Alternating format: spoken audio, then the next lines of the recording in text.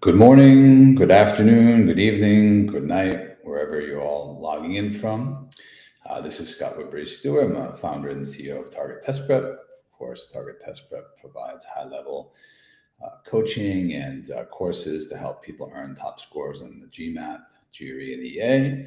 And today I'm going to be talking with you folks about networking. And many of you reached out and said, hey, it'd be great if we could kind of break the talk up into networking before the MBA. So in other words, how do you use your time prior to business school to engage in some high value networking that will increase your probability of choosing the right school and increase your odds of getting into that school. And then also people said, well, let's also talk about networking once we get into business school. And so we're going to do a little bit of both. And this is a fireside chat. This is an open discussion. So I'm happy to take any questions from anybody at any point in time, and I'll try and answer all of them. And the cool thing, ladies and gentlemen, is I think you're going to see that networking is pretty easy when you kind of change your perspective on it. There's a lot of research, and the research shows that people in general, on average, don't actually like networking very much. They think of it as, I have to go to this party and schmooze, or I have to go and kiss up to people, or, have some drinks. I don't want to drink, but there's a different way of looking at it. There's a way of looking at it that you can create value, not only for yourself, but for others. And that's kind of going to be the focus of this presentation. So let's go through some tips. So you want to go to an M7 school, you want to go to an M10, top 10, top 25, wherever you want to go, the networking is going to be an important part of this. So many of you are probably in your early 20s, you're working. Some of you logging in are probably an undergrad. So I'm going to give you some tips for different parts of sort of where you are in your sort of academic or your professional life. But wherever you are, the best time to plant a tree, was 20 years ago. The second best time to plant a tree is today. And what's the significance of that? Well, networking takes time, and you want to start building your network as early as possible, whether you're a freshman in college or you're in your first year at a management consultancy firm or an investment bank. The sooner you start building your network, the better. So hopefully that's going to mean today for most of you or all of you. Because I want you to think of it like this. Network is funny. You want to think of these people as friends, right? In the sense that you could probably do more with a best friend of 20 years than of a person who you just met this week. So the greater the history you have with your network, the more effective your network is going to be. Now, it doesn't mean, you couldn't meet somebody for the first time this week, this month, and they make a lot of their way to help you or do a lot for you. But the older your network is, the better, the stronger that network is going to be. So I urge you all, start today, start this week. You can use some of the tips in this presentation to get out there and actually start working on the network right away. Now, a key thing I want you to think about, and that's going to be a theme to this presentation, is networking is always a two-way street. And that's particularly true, when you're thinking about networking to get into an MBA program, or networking once you're in an MBA program.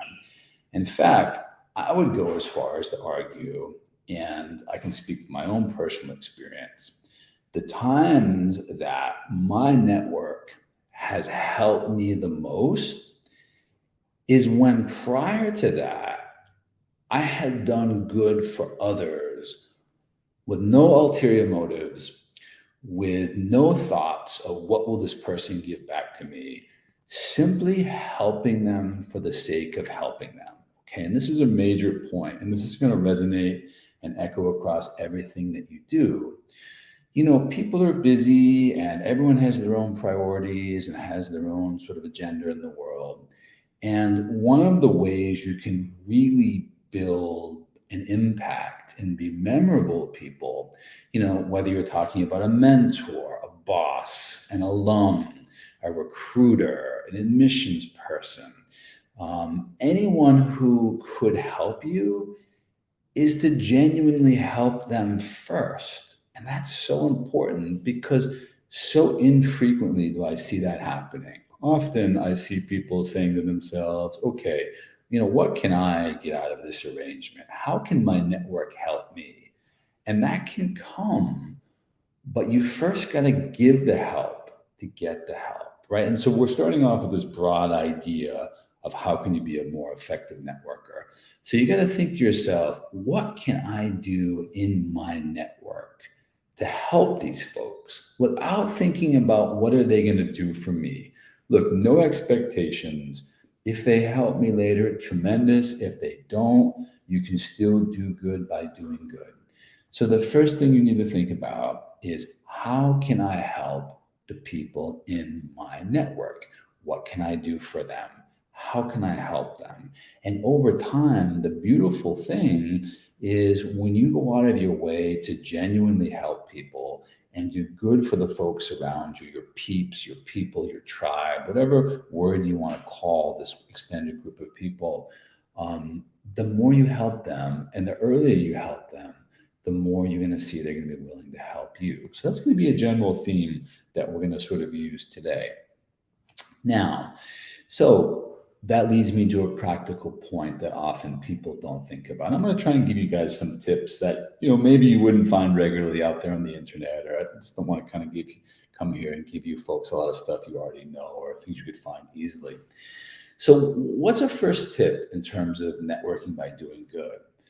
Volunteer. Okay, over the years, 15 years of running a TargetTestPrep and interacting with thousands and thousands, tens of thousands of people going to business school, one strategy that I've seen work really well for networking, both before getting into an MBA and after an MBA, is volunteering. You're going to find there's a special sort of romantic energy, positive energy about folks who are doing good for the world and who they care about things beyond themselves. And they're out there doing good for others, whether it be abused animals, abused women, anybody out there who could use some help, kids who need, underserved kids who need SAT prep, whatever it is. Each person could find their own networking opportunities under the volunteering space. But what I found is one really impactful way to network is to volunteer, right? So you can do well by doing good. You're going to find there's a lot of really successful people out there who are into philanthropy. They're into networking through volunteering. They're into doing good for the world, doing well for the world. And one of the other themes here with networking is, look, if you want to catch big fish, you go where the big fish live. Now, I don't fish, so that's sort of just an analogy. But if you want to catch big fish, you go where the big fish swim. And you're going to see, ladies and gentlemen, that in the world of business, there are a lot of people out there, thankfully, doing well through volunteering. So there's many ways of finding volunteer opportunities. You could look through your university, you could look through your church, you could look through any type of organization that would be a candidate for volunteering. And the point here is, as you get to know these people, there's nothing like doing good work with others, right? Later on, someone's thinking about, okay, can I help Scott? Can I help person X, Y, and Z? Well, if you've been in the trenches with these people doing good work, they're going to know you on a good level. They're going to know you care. They're going to know that you're into helping the world. And I found that's a wonderful way for students to network both before the MBA and after the MBA. Now, if you're thinking a couple moves ahead, you can be even more strategic, right? Like you can think ahead to the MBA clubs, right? One of the things you're going to find is that all of the MBA programs have a plethora of different clubs, right? From a whiskey club to a wine club to, LGBT club to minorities from Southeast Asia club, whatever it is, there's all sorts of different ways that you can think ahead and start getting involved in these interests, right? So like, for example, like Wharton has a club called the Common Sense Club, sense spelled CENTS. What do they do?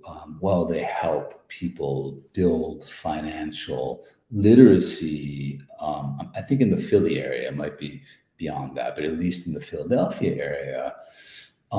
So, for example, if you're in finance or economics or you're interested in that, you could be thinking ahead, right? Because who composes the Common Sense Club at Wharton, for example? Well, students, alum, right? And that's obviously something that's important to them. So if you're an undergrad or this is you're 21 and this is your first year as an associate at a bank or something, you could be thinking ahead and saying, geez, I want to apply to Wharton Business School. What can I do to help myself get there? They have the Common Sense Club. So maybe you start doing something now that's similar to that, right? Maybe you start doing your own financial literacy. Maybe it's with kids or maybe it's with people who didn't have the opportunity to go to Wharton Business School, but would still be able to, appreciate your advice. And then maybe you start networking with the people who are in the Wharton Business Club of Common Sense, right? For example. Now remember, credibility is one of your greatest assets. So the one thing you can't do, ladies and gentlemen, is show up to, maybe you could, okay, but it's not ideal. You wouldn't want to show up to the Common Sense Club at Wharton and say, I love financial literacy, right? But yet have never done anything before that demonstrates your love for financial literacy and helping other people, understand what's the difference between an APR and an APY and, fees in investment accounts, et cetera, et cetera, et cetera. But the flip side of that, ladies and gentlemen, is if you've had a demonstrated track record of doing financial literacy, well, you already have a common bond with these people, right? So you got to think like, okay, what do I love? What could I do? And then you could look ahead to the MBA programs and find some of these clubs, right? Like, I'm not going to advocate for drinking and smoking, but I would not be being honest with you if I told you that many of the students who came through TTP joined like the whiskey club at Wharton. They joined, why am I thinking about Wharton? I was just speaking with a student just before this about Wharton, so I think it's fresh in my mind. They joined the whiskey club, they joined the wine club, they joined the cigar club, right? Why did they do that? Well, they did that because, again, and this is, I'm being a little stereotypical here, but I'm also giving you some honest truth too, right, in this framework. Look, people in high positions, they tend to enjoy wine. That only people in high positions enjoy wine? No, of course not. Okay, but I'm saying, for example, you love Domaine de la Romanée-Conti, very expensive Burgundy, Pinot Noir. Well, probably CEOs of top companies also enjoy that. Or, you like expensive cigars. You may find that you're able to put together a strong network of people who love cigars. And, by doing that, perhaps you have some people on your side in the future, right? So when you apply to school, you already know people who've been there, done that. Or if you're already in school, you're going to help yourself, set yourself up better for jobs, for the future.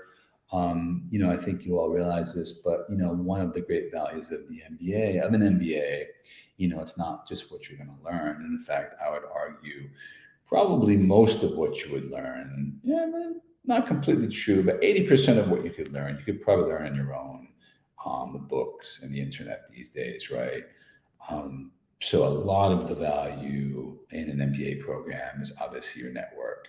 So, being sure that, once you do arrive to school, you are engaged with people who are going to be like-minded with you or who are going to be in high positions, could help hire you, could help refer you. That's going to be key. I was also talking with a student recently. she's at HBS, and so I live in Los Angeles, and she said, "Hey, did you know it's called Harvard Business School Association of Orange County?" Orange County is obviously a little bit south of LA. But I want to read you what they do. So it says it's a nonprofit platform dedicated to sourcing and hosting business, social, and educational events for this vast business community. And also appears to be open for people who are not just Harvard MBA alums, but other people. Well, think about it. If you want to go to Harvard Business School, and by the way, I won't mention her name, but the woman whose name who runs the program is right on the Harvard Business School website. So, for example, if you were interested in Harvard Business School and you lived in Orange County or Southern California, that would probably be a wonderful place to network, right? Because you're going to be mixing up with potentially a lot of people who went to HBS. You could join their network. You could ask them about the school.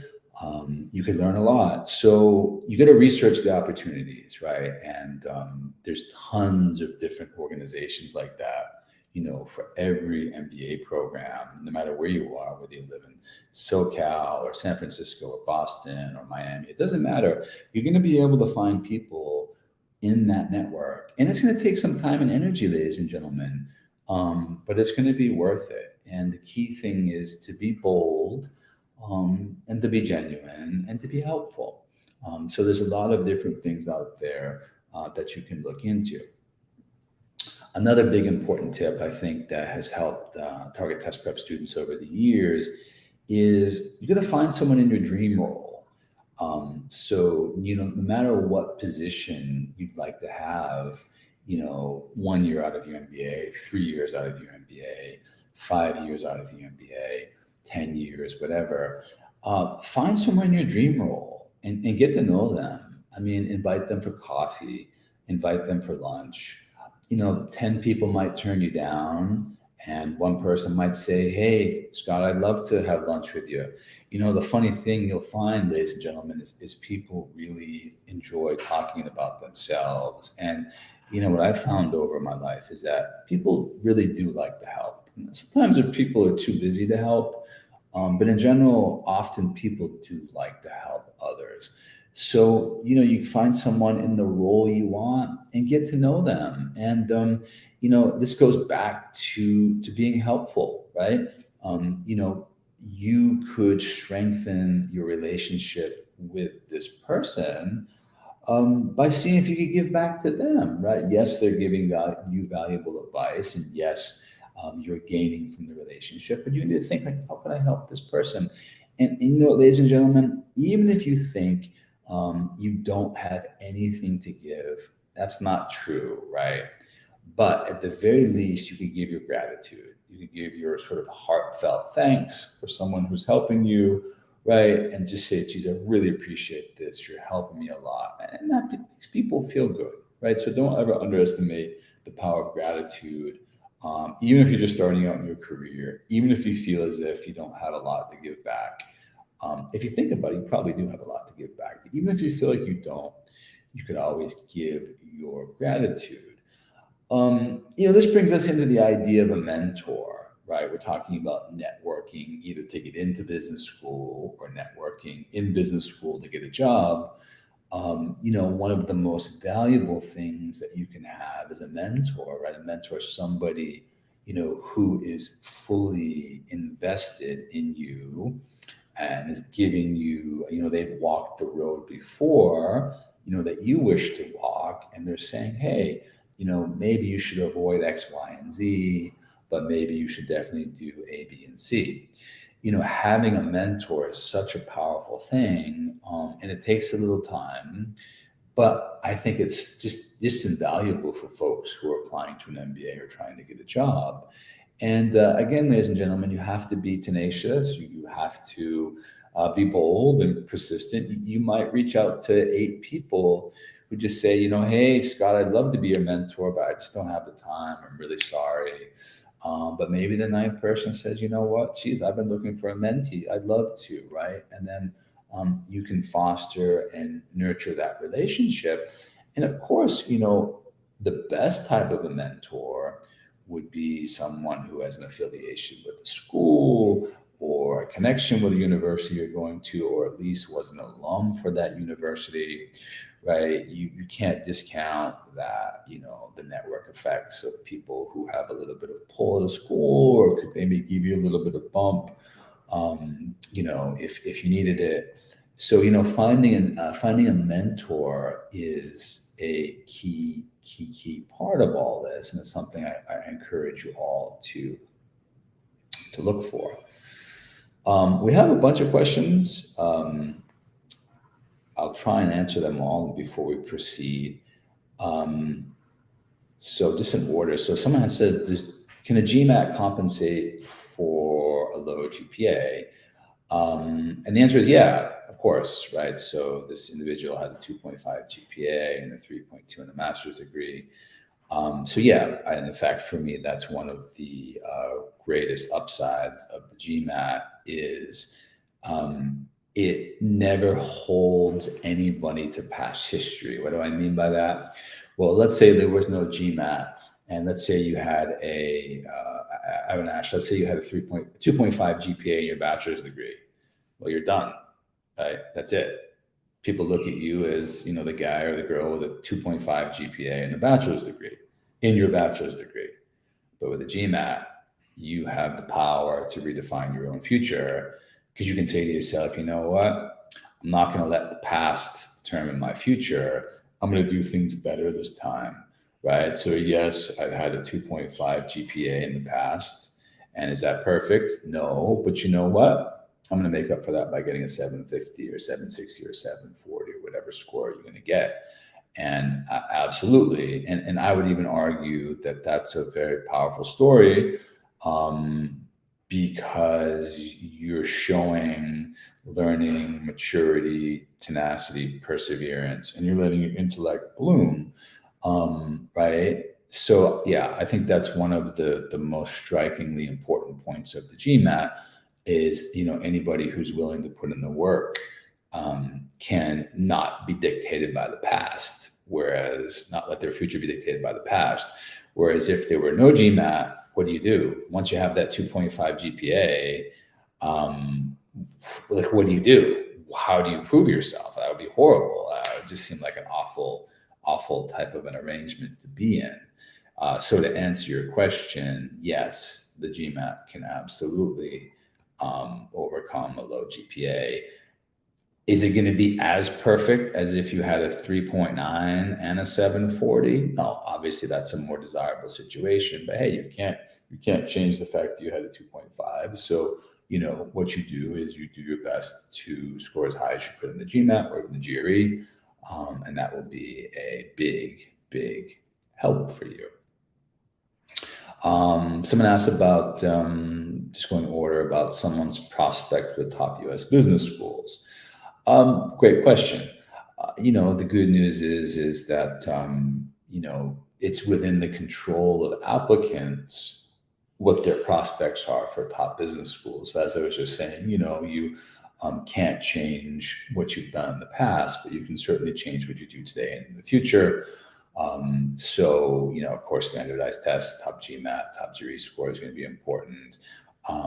Making sure that the work you're doing, you're being promoted, you're taking on more responsibilities, right? Getting strong recommendations, strong applications. So, anyone can be a strong applicant for a top business school, if they do the things that they need to do to make themselves a top applicant for top business schools. And yeah, I think a lot of that does come down to, standardized test scores.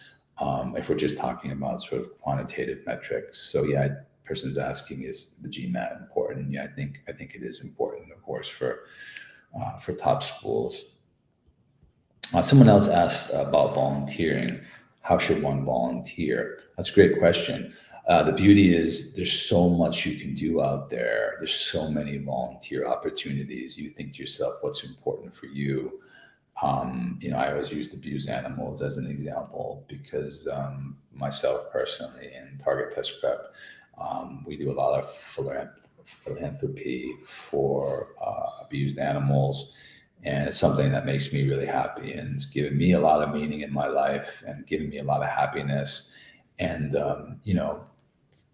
I do it just because I want to help and because I love it.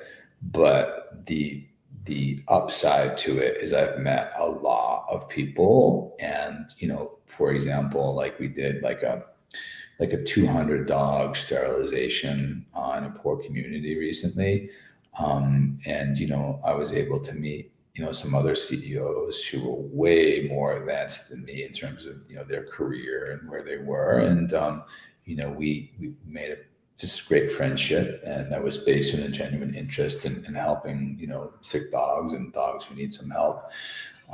So, in the future, I feel really confident that should I ever need something, I think these people would be willing to help. So the beauty about the volunteering is you can choose what impact you want to make and where and how. I think the key is you do something, and then you try and build strong bonds with people along the way.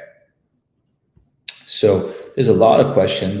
Maybe we'll go back to some more tips on networking pre and post MBA, and then in a couple of minutes we can get back and do the questions, more questions.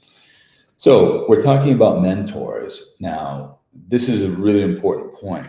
The beauty is, so if you're in the process of applying to business schools or you're going to apply, there's a ton of awesome programs out there that pre-bake in mentorship that's really impactful. I mean, just to name a few, I mean, you have the Riordan Foundation at UCLA, you have MLT, you have Management Leader for Tomorrow, Management Leadership for Tomorrow, you have the Forte Foundation. You just have so many pre-MBA programs that have mentorship and networking built in, right? So whichever, I mean, each of these tailors to different people. Obviously, like Forte is for women in business. MLT is for, minorities in business. So you can find sort of where you fit into the mix. But the point is there are many pre-MBA programs out there that pre-bake in the networking and the mentorship. And the beauty of this is they're designed around this idea of networking and mentorship, right?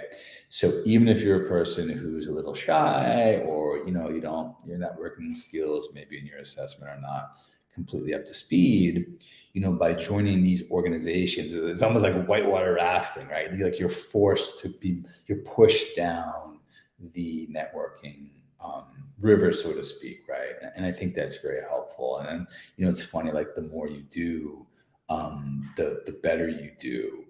So I think that's key, is to, prior to the MBA program, look into what are some of the key pre-MBA programs and get to know the people on a genuine level. Like, look, ladies and gentlemen, I said it before, I'll say it again. The networking is all about building a human connection to others and asking yourself, what can I do for others, without thinking about what can they do for me. But if I'm gonna think about what can they do for me later, at least I have to say to myself, what can I do now, right, ladies and gentlemen? So I think that's a key point: is invest in these pre-MBA programs, go to their events, follow their recipes. They work really, really, really well. And you know what's an unlikely but helpful place? Test prep. So for example, and of course I can only speak about Target Test Prep, but we've had tens and tens and tens of thousands of students go through our programs, and many, if not most, are now in top business programs, or were in top business programs, and now in positions of leadership. And you know what? They form bonds with each other, and they get to know each other. And what I noticed, think about like the team building exercises. Like, why do people go out into the woods and play paintball at organizations, or why do they climb ladders? Well, teams who suffer together grow together and do well together, right? Why that is, I don't know. We have to look at human evolution for that. It's above my pay grade. But teams who suffer together grow together well. So that's why you have all of these paintball games and these climb the ladder games, the rope ladders out in the woods. Well, the GMAT can be a place of suffering for people, right?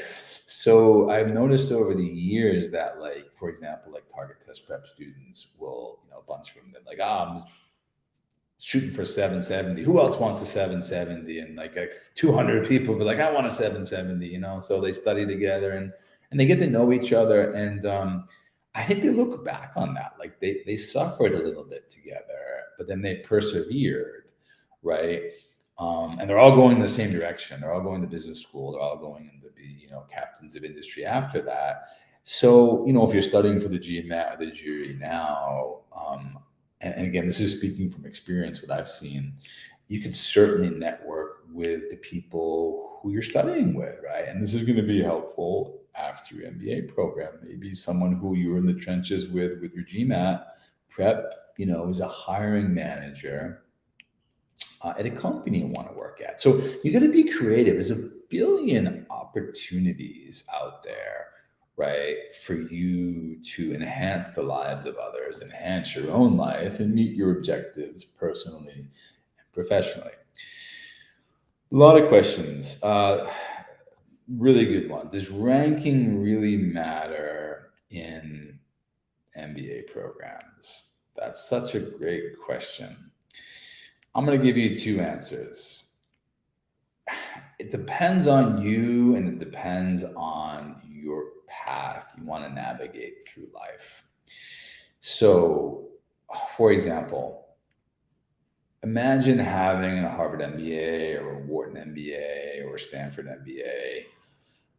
Those names matter. Those names matter pretty much across the globe, right? They're globally recognized. You have a network of people who have been there, done that, are in positions of power and would probably hire you, all else equal, just because of the fact that you graduated from, their alma mater. So yes, all else equal, I think the rankings really matter. So I think, it would be disingenuous to say,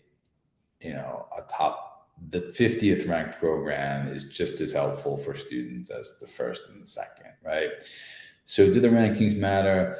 They do, as long as you fit the school. So for example, if you love Stanford Business School and you've researched it and you want to be in Palo Alto and it's a great fit for you and you accept it, why would you not go? It's going to help you significantly over the course of your life, right? So that's for sure. Does it mean you can't do exceptionally well if you went to a top 25th ranked school or 30th ranked school? No, of course not. So much of your success in life comes down to how hard you're going to work, how smart you're going to work, making the right decisions, loving what you do, right? So even if you didn't go to an M7 school, of course you could be smashingly successful, right? As long as you choose the right field, right? You love what you're doing, you work hard, you do your best every day. Those are the real things that breed success. So do the rankings matter? They matter a lot. Can you be successful if you don't go to an M7 school? 1,000%. So I think that's a great question. Someone else asked about, Wharton being taken off of the 2023 Financial Times list. I don't know. It's above my pay grade. It's a great question. I think Wharton's still a tremendous school and a tremendous business program. And, looking at like target test prep students, almost all of them are probably applying there, right? I'd say 80%, at least from what I can remember, think about from our data. So yeah, I don't know why. I'm not exactly sure why it was removed, but I still think if someone wanted to be in Philly and they wanted to go to Wharton, if they were accepted to Wharton, I think you probably couldn't go wrong there. So yeah, still think that's a tremendous program. Let's see. Network with a professor. That's a great question. Networking with a professor. So, of course, right?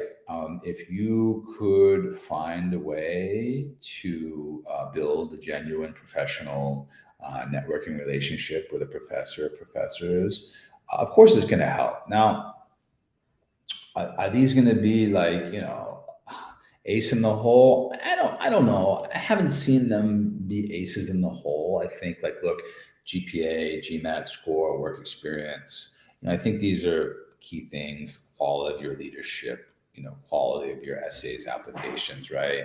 But yeah, then on top of that, of course, sure, if you can network with professors and, if somehow they could put in a good word for you, yeah, of course, it's going to help. So I think the key thing is, how you approach that relationship. I've seen students in the past build a strong relationship with professors through research.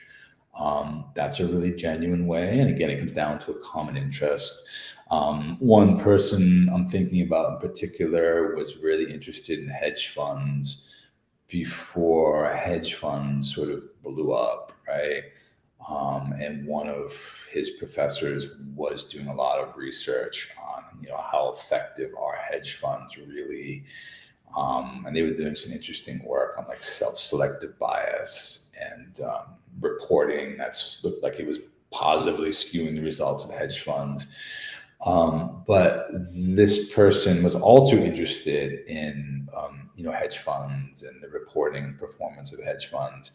So he formed a really strong bond with this professor because in undergrad, he went and did research with this professor, right? So, right, in the trenches together, common interests, genuine interests, and over time, they were able to forge not only a personal relationship, a professional relationship, but a collegial personal relationship too, friendship, right? I would have to guess, thinking back upon this person's candidacy, that for sure this professor was helpful in getting him into the graduate program he went to. So yeah, of course, I think professors can be a great avenue for networking. Okay, ladies and gentlemen, these are great questions. There's some more. Maybe we'll get to some more in a couple minutes.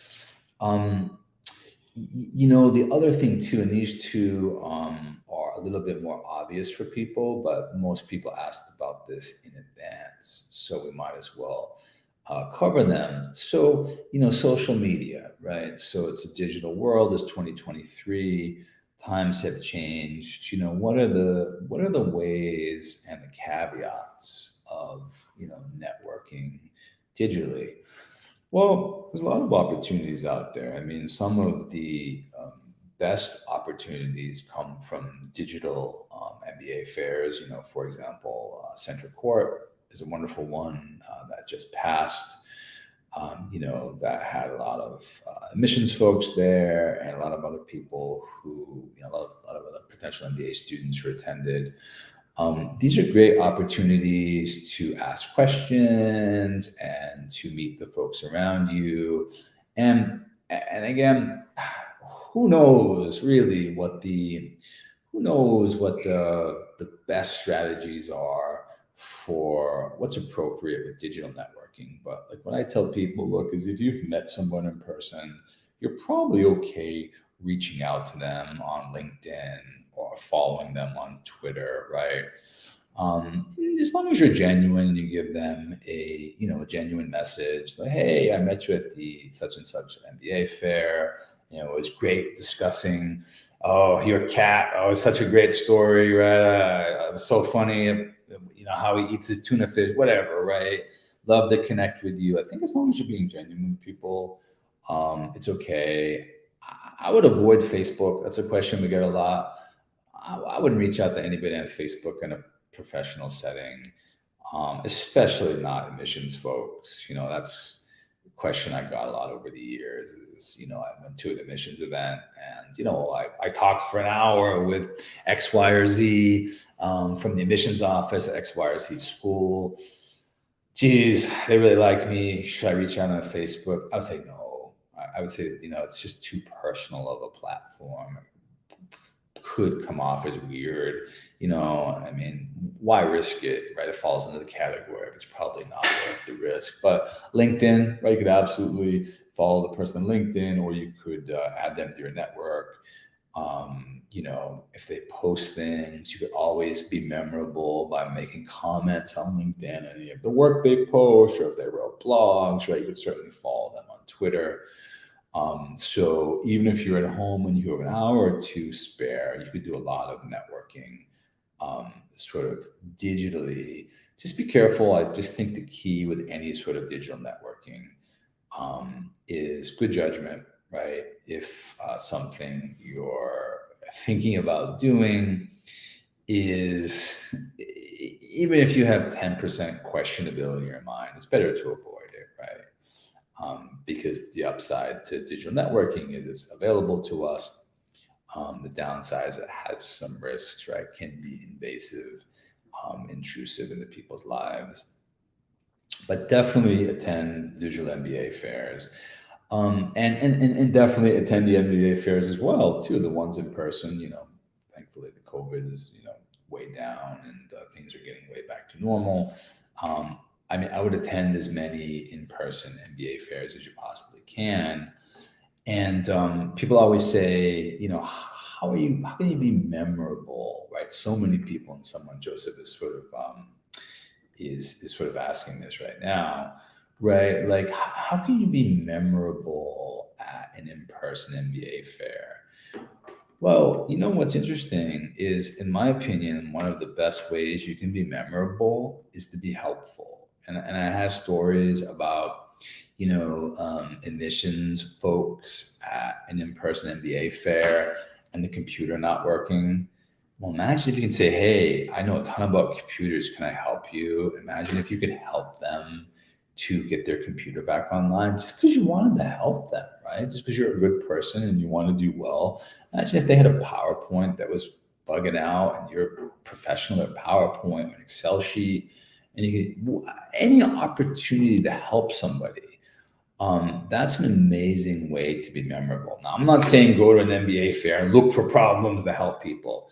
Just saying, look, ladies and gentlemen, if you can help someone, it's a really wonderful way to be memorable at an MBA fair, especially if it's a missions person, right? These people are people too. They might have had a flight that came in late, or they might be tired, or who knows, right? It could be having a stressful day.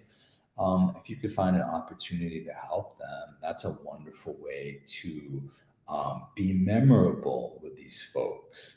Common ground also, remember they're people too. They're busy, so you have to be careful how you use their time at an, admissions fair. I don't know. I'm just thinking top of my head, like, what could you see? What if they're wearing a Rolex watch? I don't know. Maybe you love Rolex watches. Never hurts to compliment them, right? You can say, wow, that's a beautiful watch. I collect watches too. I'm just making it up, right? You get the idea, right? There's a lot of ways to build a human connection. And again, that's all networking is building a human connection with another person. And that goes for admission folks as well. So I would absolutely go to the admissions events. You can even say, hey, I'm going for a coffee. Would you like a coffee? Right? That's a very harmless, very genuine question you could ask someone. Hey, geez, I'm going to Starbucks. It's right around the corner. Can I get you a coffee too? Are you sure? I'm right. Okay, sure. Look, you see what I'm saying? And again, ladies and gentlemen, this is really important. We're not being manipulative. This is the key. We're not being manipulative. We're not doing this with an ulterior motive. You're getting them a coffee. We're not expecting them to get you into Harvard Business School because you got them a coffee. But you know what? It's a nice gesture. It's not going to hurt, and you did good for them. They might remember that. So there's a lot of ways to be memorable.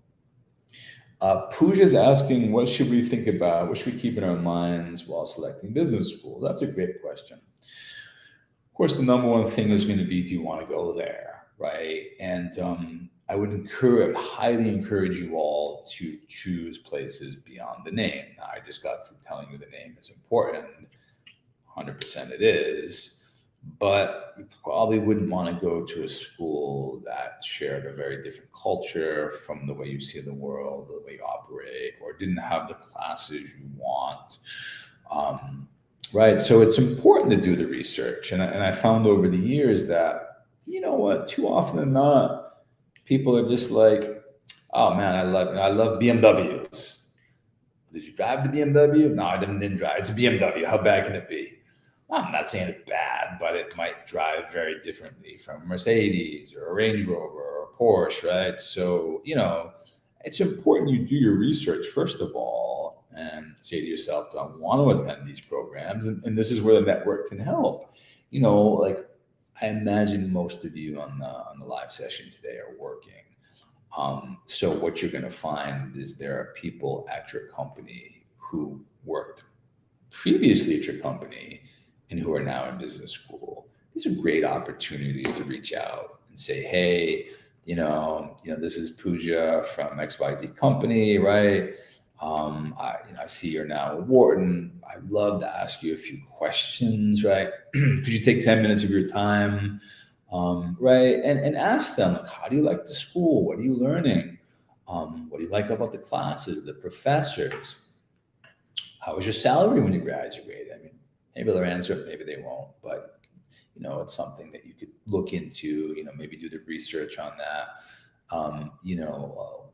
Where are these people going to school? Where are they getting jobs after the MBA program? So you can really, really, really network with the people who have been there and ask them questions. And the beauty of that is, look, you could all go on the web and do a ton of research, but and you don't want to bother people. You don't have to ask 100 people, but if you can find 2 or 3 folks who are at a program or recently graduated from a program, they're going to give you maybe a perspective that you're not going to get by reading things on the internet, right? They're going to give you a sort of an insider's perspective on the schools.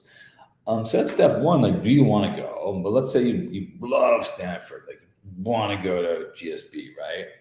And then you got to ask yourself, are you likely to get into GSB? And of course, the best thing to do is to start with the end goal and work backwards, right? You can look at, what are their GMAT scores on average, what are their average GPAs, et cetera, and then control as many of the variables as you can to help position yourself in the time you have so that you're a strong candidate for GSB, Stanford, or wherever you're planning on going.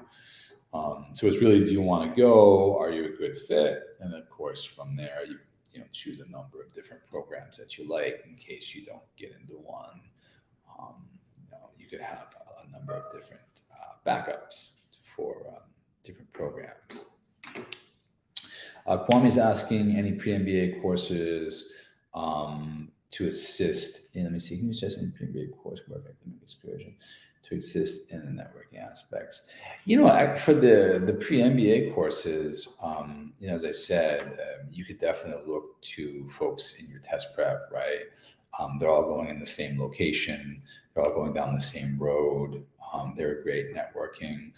You could look at some of the math programs like the core math or the MBA math. Anytime you can find a place where people are going to be walking the same road that you're going to walk, I think that's going to be very, very, very valuable.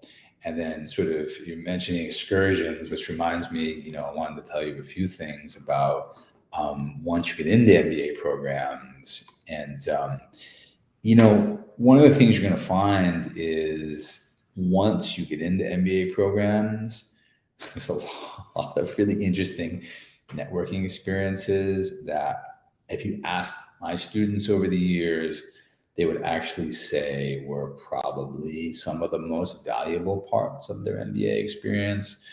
For example, there's the infamous Yacht Week that happens every year. Everyone, I can't think of anybody who came back from that and didn't have, I've never been, but I'll say most of my students who I've had a close relationship with that said, wow, like the Yacht Week was just an amazing opportunity. And we have no affiliation with Yacht Week, just to be clear. But it was an amazing opportunity and they met some lifelong friends. The reason why I bring this up is these things are expensive. Like one of the things you're going to find is, especially at the top schools, Many of these excursions, as you call them at Kwame, many of these excursions, these extracurriculars at the top MBA programs, it can add up. There's people traveling every weekend. There's people going on trips. They're here, they're there, they're skiing in Aspen. Look, if it's going to burden you financially, don't do it, right? But if you can, I think these are great opportunities to build camaraderie, to build a network with your peers, with your students outside of the classroom. That's going to carry you over not only to the classroom, but also to your professional life, after your MBA program. So a lot of times students will say, hey, Scott, do you think, these extracurricular activities are worth it? In my opinion, they are. Should you do all of them and spend $500,000 a year? I don't know. You know your financial situation better than me. But what I can tell you is these things like the Aspen ski trips, the yacht weeks, students have really found a lot of value.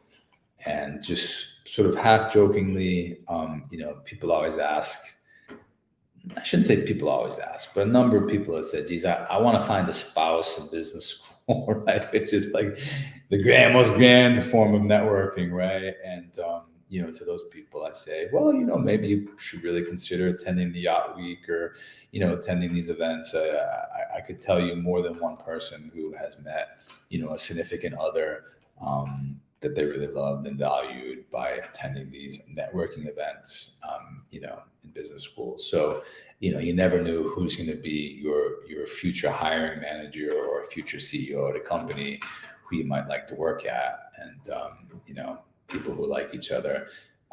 This is not about the sniffing out anymore. This is just about back to the benefits of the yacht week. People who have had fun together and who like each other and who have built a friendship together. Well, it's human nature that they would probably want to hire you, all else equal, over some other person who they didn't have all the fun and close times with. The GMAT, GRE test optional thing. So that's a whole discussion in and of itself. I'm going to think of a 30-second response for you.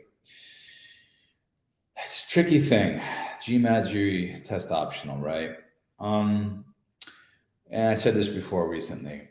Look, if you have a CFA, right, or a CPA or both, and you have a 4.0 GPA, and you have tons of A's in statistics, economics, econometrics, probability, calculus, right? If you have been an exceptionally strong leader at your company, if you've worked on challenging work projects, maybe you could get in without the GMAT or the GRE, but you got to be careful.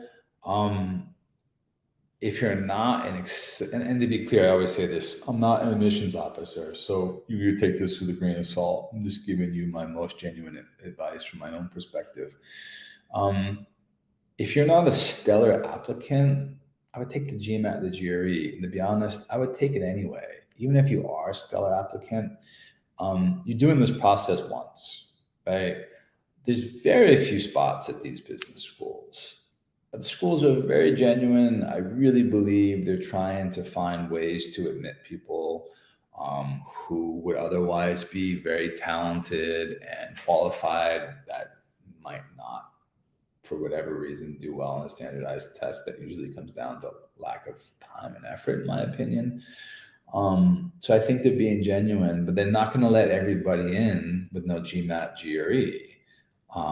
So you got to realize that there's going to be limited spots for that, for people applying no GMAT, no GRE. And, the process is competitive enough and impactful enough, and you only do it once, ladies and gentlemen. So why not do it right?